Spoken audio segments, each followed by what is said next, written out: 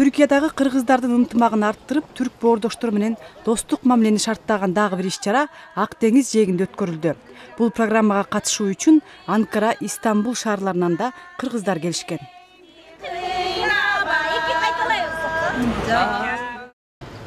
Түркиянын Анталия шаарындагы Мурат Паша муниципалитети жана кыргыз коому уюштурган Ак деңиз кечтеринде кыргыз маданияты жана Манас эпосу тууралуу ушул жерде атайын иш-чара уюштурулуп жатат.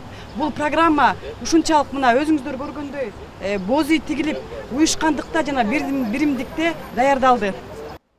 Кыргыз маданий мурастарын жайылтууну көздөгөн бул иш-чара жагымдуу маанайда башталды.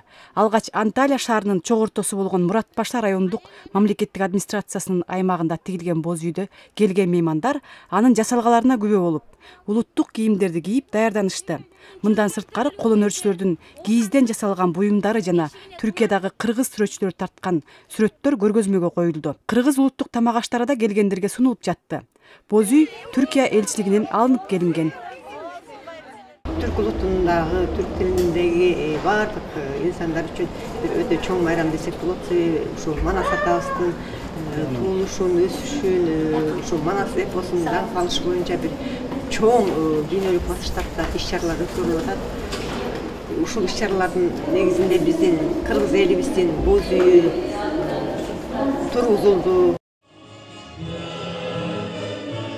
Программанын негизги бөлүгү концерттик залда уланды.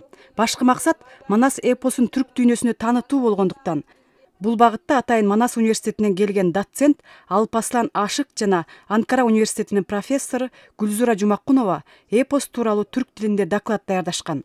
Келген көрүүчүлөр аларды угуу менен Манас эпосу тууралуу кененирээк тааный алышты. Кыргыз коомчулугу адабияты үчүн аябагандай чоң маанилүү күн болуп отурат. Себеби Анталия деген Ак деңиз деп коет, жер ортолук деңизинин бир мети болгон шаарда так сезон маалында ушундай бир сонун иш-чара өткөрүлүп атат. Бул иш-чарага Манасты таанытуу, Ак деңизде Манас деген ат менен уюштурулуп атат. Айылын көздөй чапты.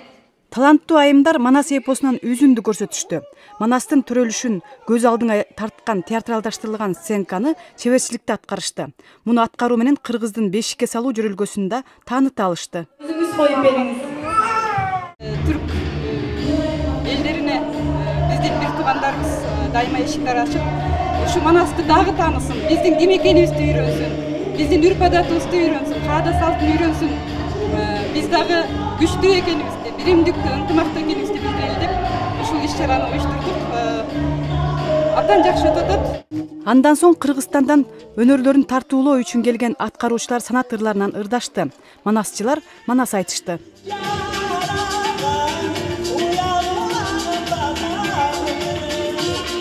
Бири-бирибиз менен андай ынтымагыбызды, биримдигибизди бекемдеш жолунда ушундай иш-чаралар өткөрүп турабыз. 31 августта биз эгемендик күнүбүздү Кудай буйрса белгилейбиз. Бул кечеге белгилүү ырчылар Саламат Садыкова, Гүлзада Рыскулова жана Обончу Догдурбай Урманбетовдор келишкен. Аларда жагымдуу ырларын тартуулашып, көрүүчүлөрдүн көңүлүн бурушту. Мен болсо өзүмдүн мекенчил патриот обончу катары өзүмдүн мекеним деген обонду аткарып берем. Жана ошондой эле Ибарат деген күйүмдү да аткарып берем. Жана менден сырткары дагы чакырылган ырчылар бар, көптөгөн. Иш-чара абдан көңүлдүү, жакшы өтүп жатат. Ал эми Лира Севенден жаңы стилдеги шөкүлө көргөзмөсү сахнаны түскө бөлөдү. Улуттук кийимдерге жаңылык киргизген таланттуу кыздын кол өнөрү жагымдуу таасир калтырды. 15-тен ашты, анан мен бул шөкүлөлөрдү көйдөктөрүм менен дүйнө жүзүнө тараткым келип жатат. Ушундай максатым бар. Дүйнө жүзүндө бүткүл сулуу кыздар кийсин деген максатты көздөп жатам. Буюрса ойлогон оюм ишке ашат деп ойлойм. Анталия шаарындагы жашаган кыргыздардын башын бириктирип, мындай жакшы иштерди жасап жаткан кыргыз эли коомунун уюшулгандыгына 1,5 жылдан ашып калды. Алдыда дагы активдүү иштерди аткарабыз деген анын башчысы Рыскүл Кадырова ынтымакты жана биримдикти чыңдарын билдирди. Клара Кудайбергенова, Түркия, Анталия шаары.